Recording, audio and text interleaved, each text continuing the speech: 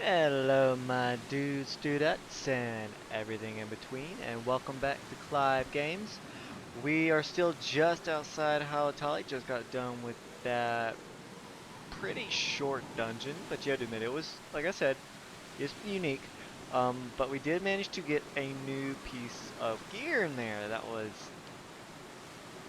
great. So we're gonna go ahead and click that. Oh wait, we got several things. Oh my god, it's ugly. Oh my god, it's so ugly. Oh, but nothing I can do about that right now.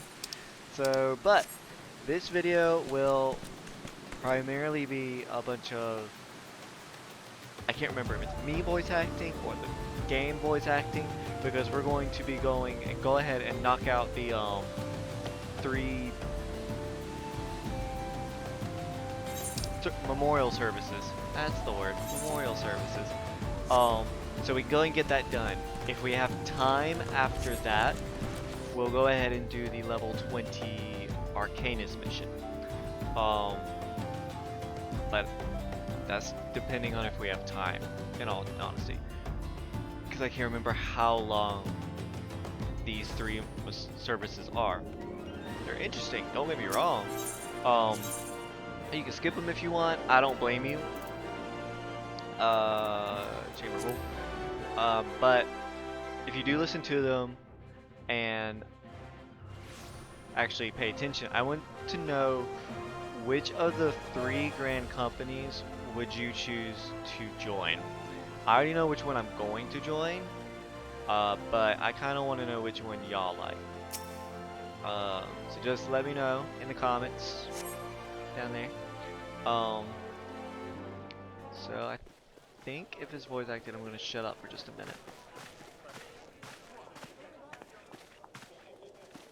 Behold, 'tis the Sultana Nanamal herself! And Roban as well!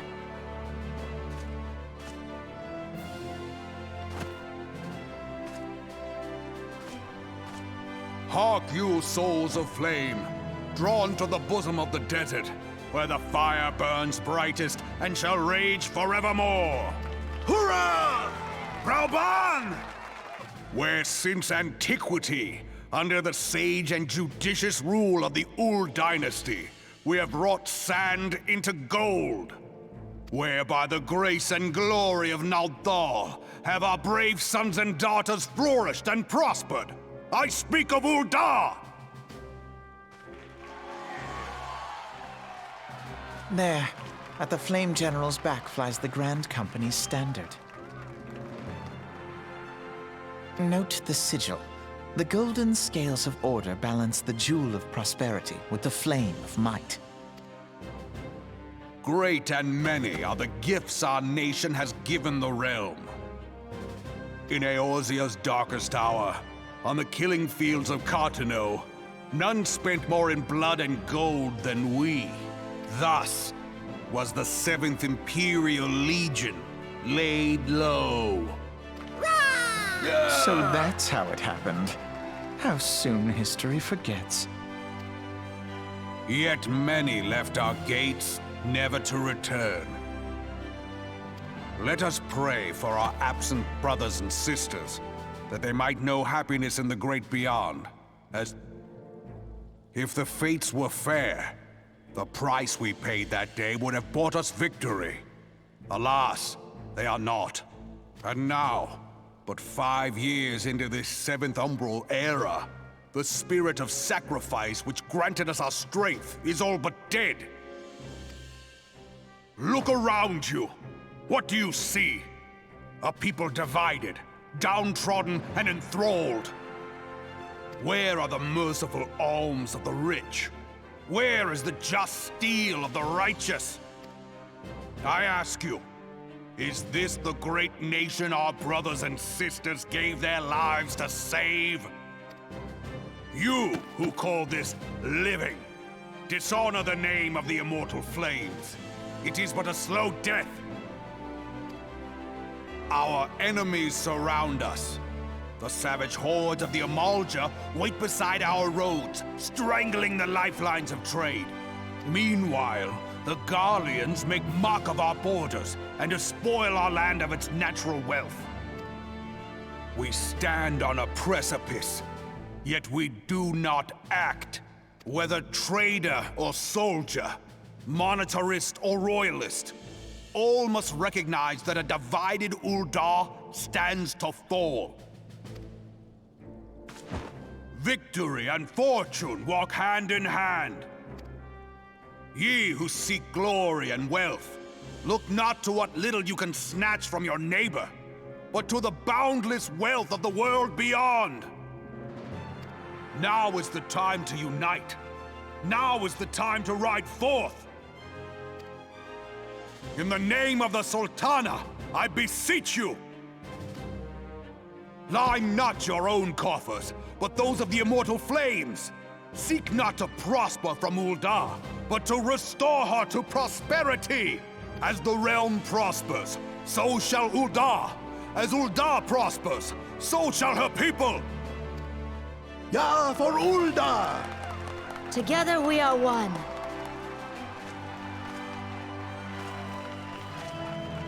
Your Grace. Raoban?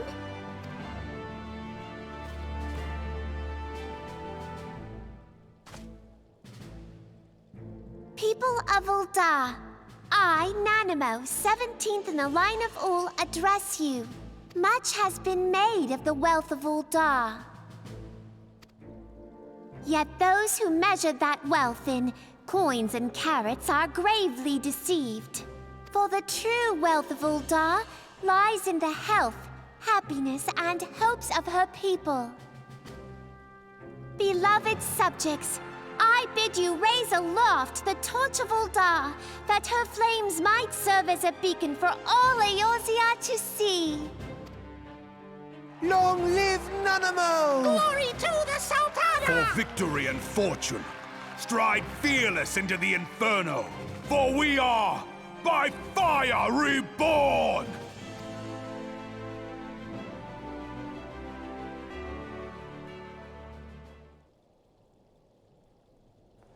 Forsooth? The time is now! If you'll permit me, Alfie No, and my sister, Alize, at your service.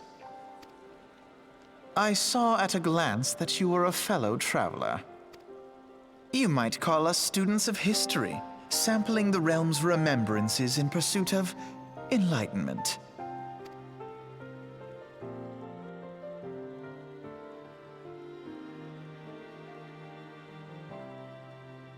The Ul'Dahns have a long history of conflict with the Amaja and the beast tribe that worships the primal Ifrit. Judging by your look of distaste, I take it you have encountered them. Just a little.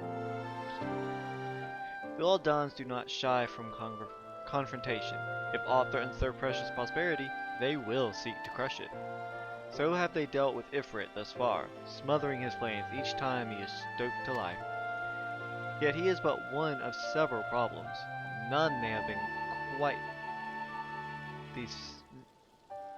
though they have been quiet these past 5 years. Sorry, I don't know that. The Garleans have not gone away. Meanwhile, refugees continue to arrive in droves, and Ul'dah has no clear policy on how to deal with them. After all, not even the Sultanate's coffers are bottomless, and even assuming they have the coin, resources will ever be finite. Which brings me back to the subject of Ifrit. It has been observed that the Amaja are summoning him with ever-increasing frequency. Every time they do so, the Ul'Dahn send their forces to smite the primal, and though they invariably succeed, each victory is bought with blood. It is a war of attrition, which they cannot well sustain. Small wonder then that the Immortal Flames are eager to recruit members. At such a desperate hour, an adventurer of your experience would be a most welcome addition to their ranks.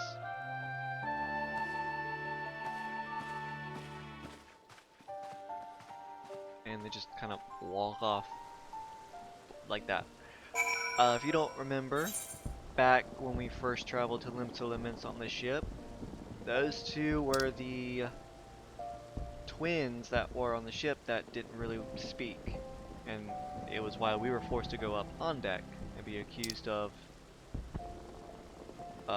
consorting with pirates. Yeah, that's who they are. Quite the rousing speech, wasn't it, from Raban?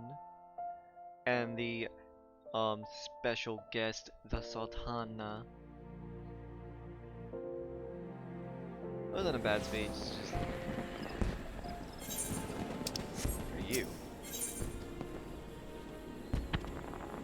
I'm not gonna do this. I'm just gonna let you know what it is. There's a thing called a sightseeing mentor you Nagane. No, I'm good. Alright,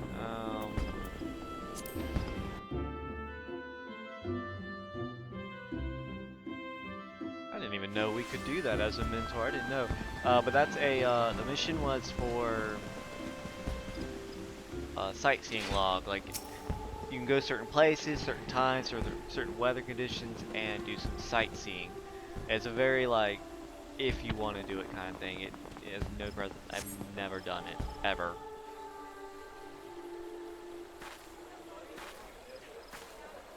I lost my son to the calamity. The 3 Seed Seers are all together.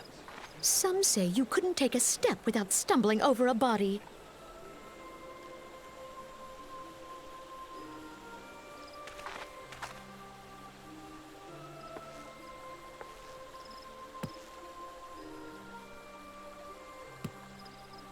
Our forebears were once strangers in the Twelveswood. Fearful of the Green Wrath, they hid themselves in the dark recesses of the earth. Yet they dreamed of basking in the dappled sunlight of the forest. Through great effort, they proved their worth to the elementals, and were granted a place beneath the boughs. So it was that Gridania was born, some 5 centuries ago.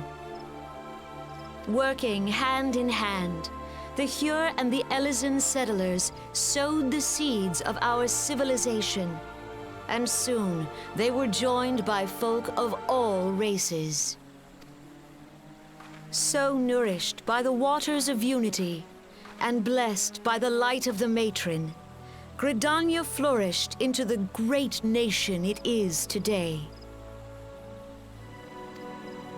Do you see the Gridanian standard? There, hanging behind the Elder Seedseer. The entwined serpents represent the unity between Hyur and Elysian. An elegant symbol, do you not agree? In accordance with the will of the elementals, we have embraced a life of peace. Alas, our neighbors have not always sought the same for themselves, nor for us. Though we Gridanians have no love for war, we have still less for those who would threaten our way of life. Ever have we fought to protect the sanctity of the Twelveswood. When the Garlean Empire brought its war of conquest to Eorzea, we rallied under the noble standard of the Twin Adder that we might push back the encroaching darkness. And it was we who prepared the ground for the reformation of the Eorzean Alliance, that all the peoples of this realm might stand united against the common threat.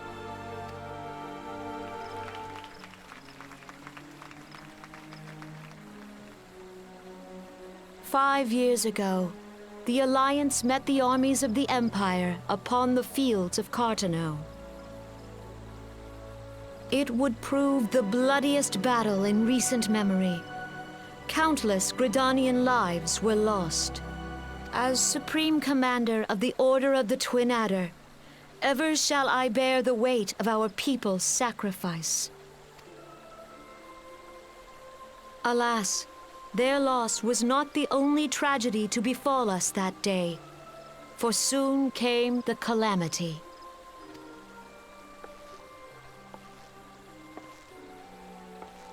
The scars borne by our forest are a constant reminder of its violence. Our lives have been irrevocably changed.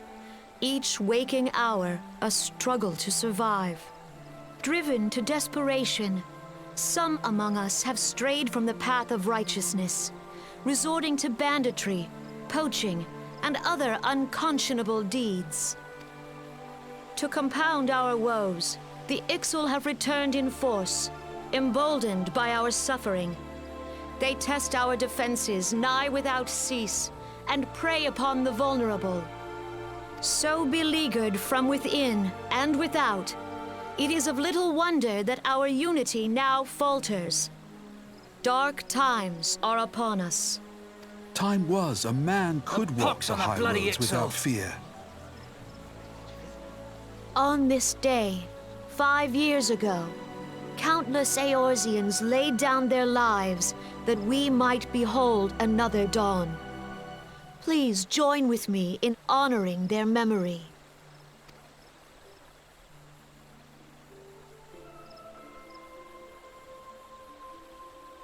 And how do you propose to honor the memory of those you cannot remember, pray tell?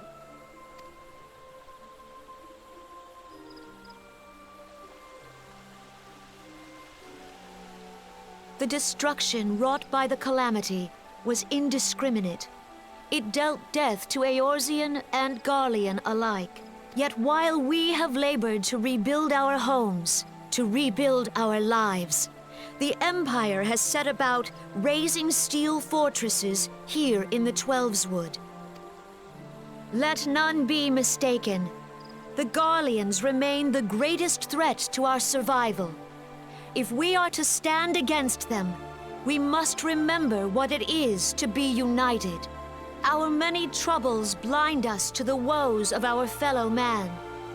Thence is harmony lost. Yet harmony is the founding principle of Gridania. We are gathered here to honor the fallen. Let them be honored not only in word and thought, but through concerted action. I bid you join hands with me once more beneath the Twin Adder standard. And together, let us heal the forest's wounds, that our progeny might live in harmony beneath these ancient boughs. For serenity, purity, and sanctity. We must think of the children! Woods will be done. It's up to us to protect the For forest. the elementals!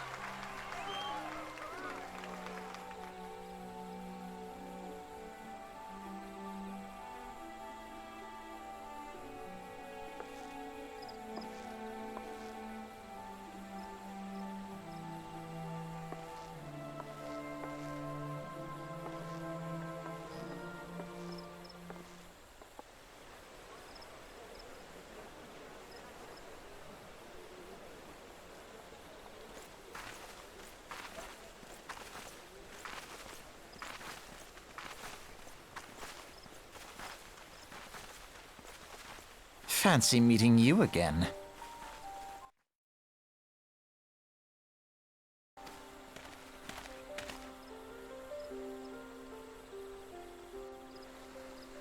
Sorry, making sure you weren't hearing all the weird sounds while I'm muted. Or I thought I was muted. The Gridanians are unfortunate enough to have to contend with two beast tribes.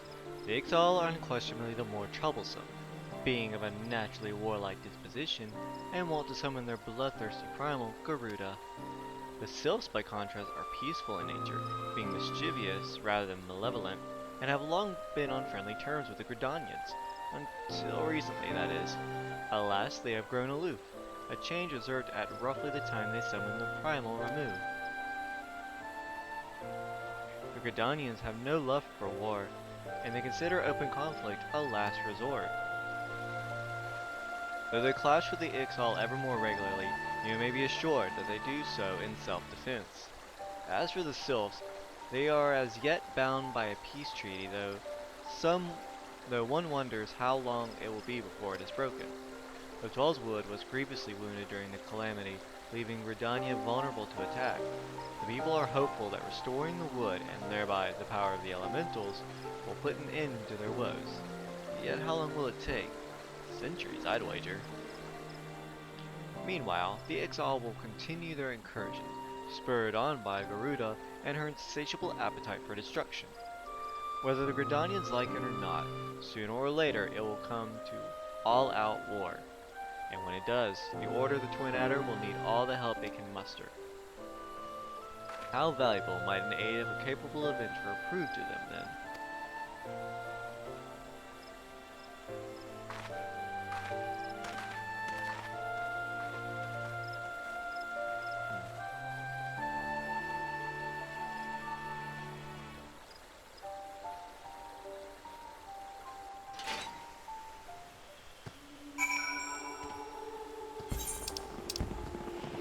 Alrighty, and one more to suffer through.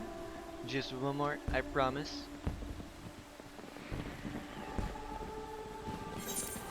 And now, ooh, let me just do this. That way it's free. Instead of travel, just use return.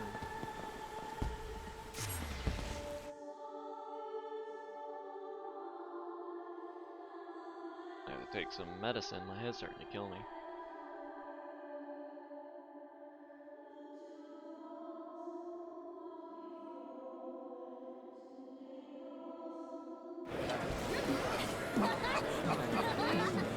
This way? Nope. That way. JK, I know where I'm going.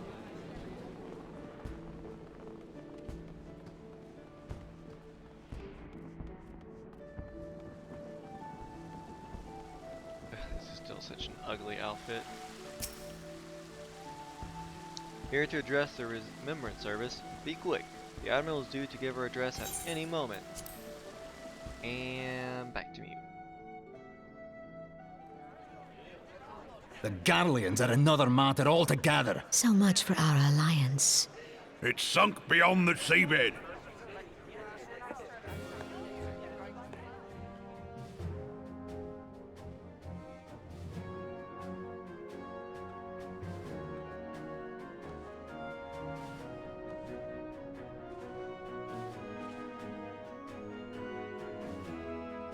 Brothers and sisters of the sea, hearken unto me. Look upon this, our mighty crimson standard, and tell me your hearts do not swell with pride.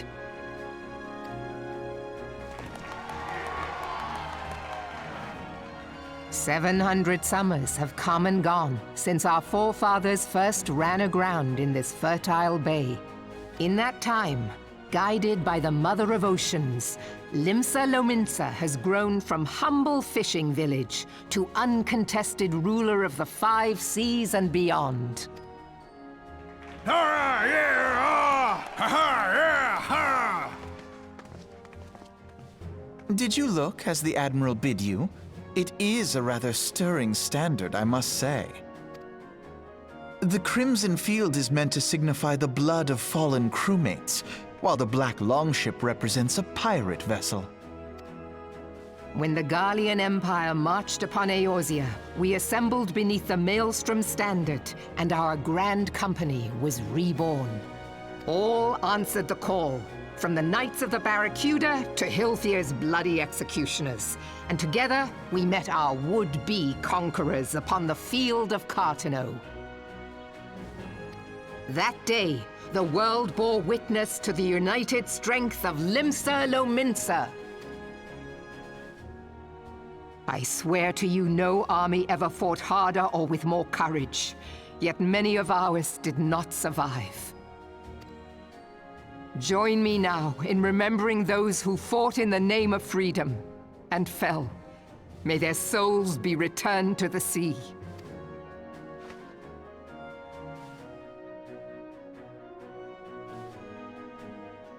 Freedom. Yes, they have always been rather fond of their freedom. Much as the beast tribes have. Small wonder.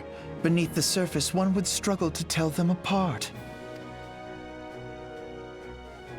It has been 5 long years since the calamity struck. 5 long years of tireless rebuilding. Yet still the wounds of the calamity fester and weep.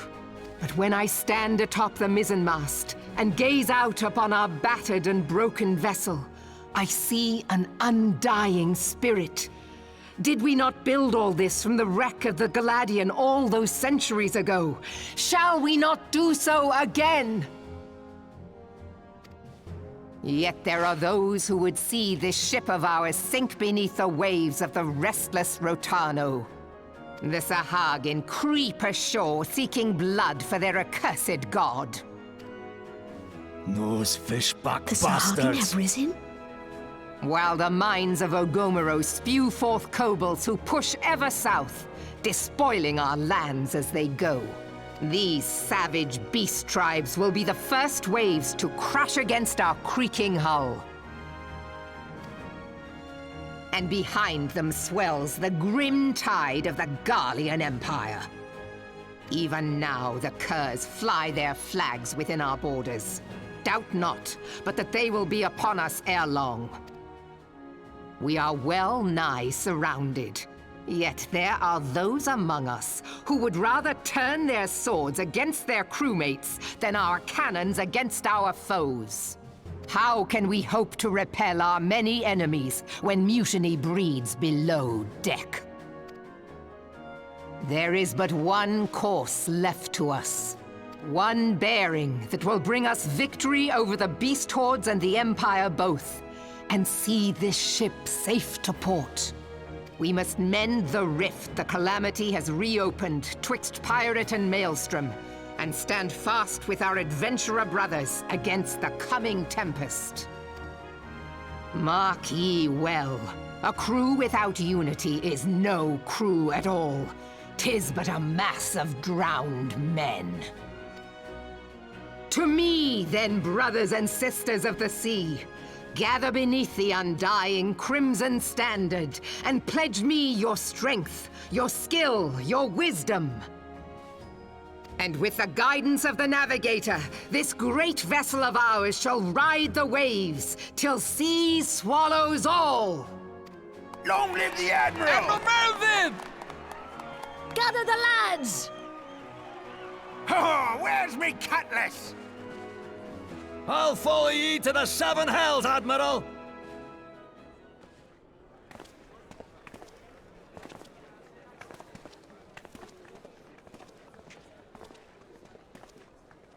Fancy meeting you again. Haha, where's me cutlass? Oh my god, that killed me. I swear, these two are following me.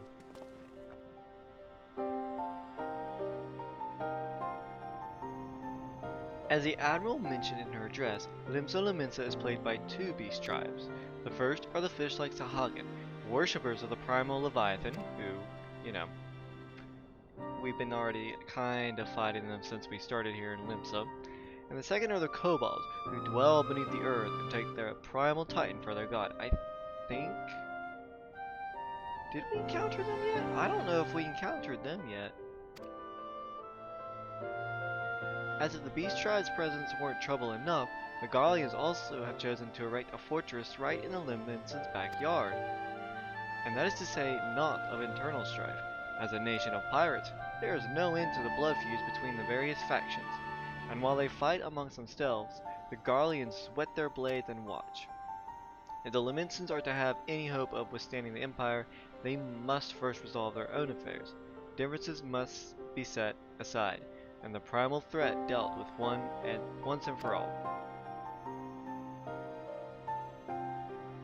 To this end, I expect that they will soon take decisive action against the beast tribes. Mark my words, the Maelstrom standard will be drenched in a deeper shade of crimson ere long. That a capable adventurer like you would be a valuable addition to their crew is beyond question. But will you sail with the Admiral?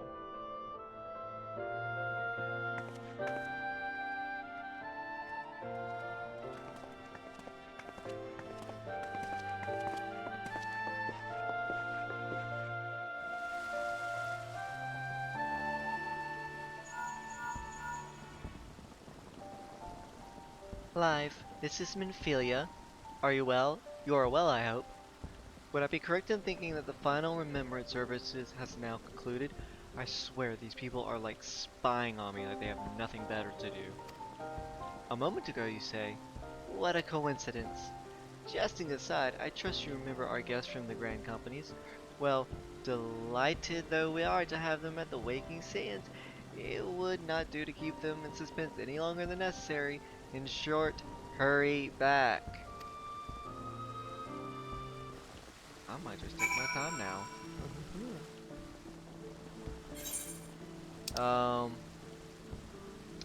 Let's see, I got 9 minutes. Yeah, well, we'll do the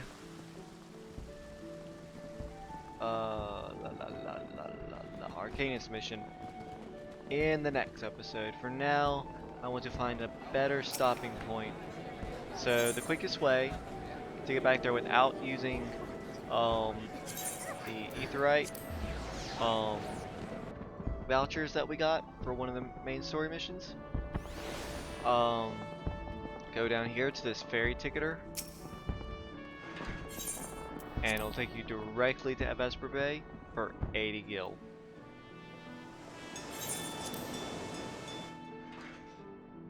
Just like it was the #1 way and the cheapest and quickest way before they added in those vouchers. Alright, let's see what you got. Oh wait. Ah ha ha, you! 35.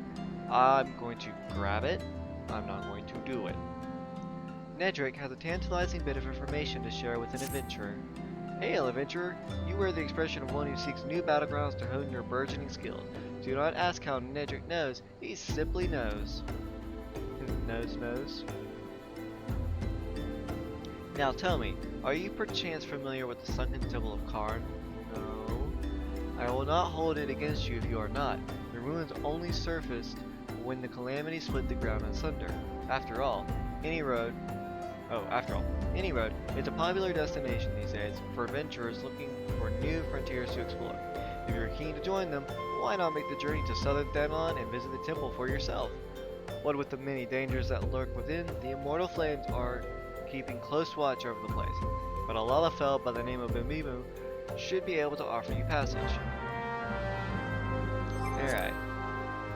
And I'll come back to that. You click on it twice, and it'll do that little red cancel, meaning you still have it, but it's not going to show up in your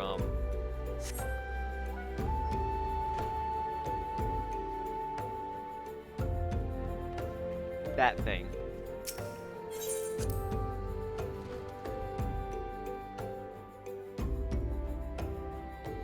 It's not going to show up in your list, and for some reason my brain just doesn't want to work.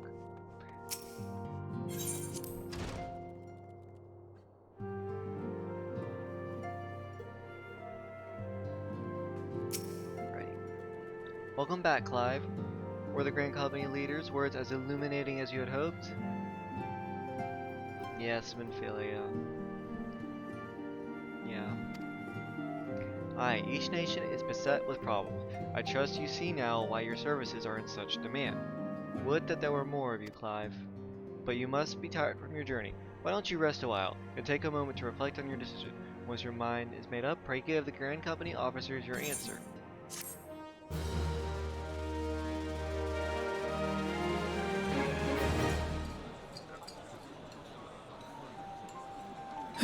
The gods only know what grand company our adventurer friend will keep. The wheels of change are in motion regardless. Brother, are you certain this course is best? Whatever do you mean, dear sister?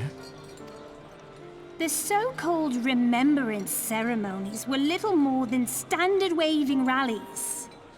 As though the Calamity and Seventh Umbral era warranted scarcely a mention. Well, of course they were standard waving rallies.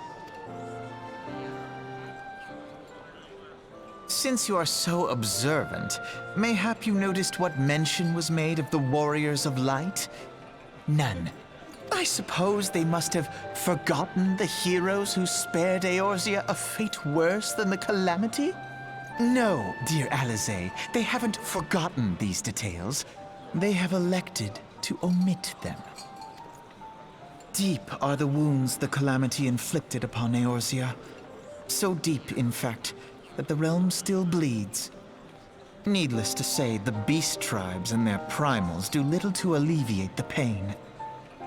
So, the task of salving Eorzea's wounds falls to the scions of the Seventh Dawn, with a little help from our friends, the Grand Companies. Remembrance will yield no remedy. If our world is to heal, we must put the horrors of the calamity behind us. Our grandfather would never entrust the fate of the realm to despots who rewrite history to their convenience.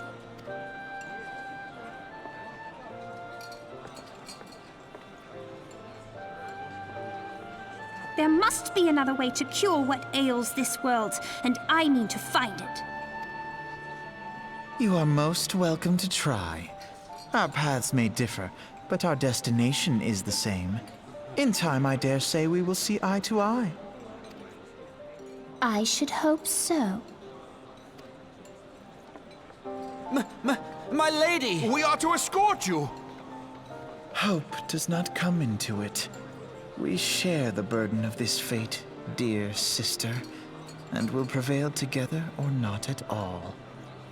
The salve will serve not only to close up our present wounds, but prevent old ones from opening anew.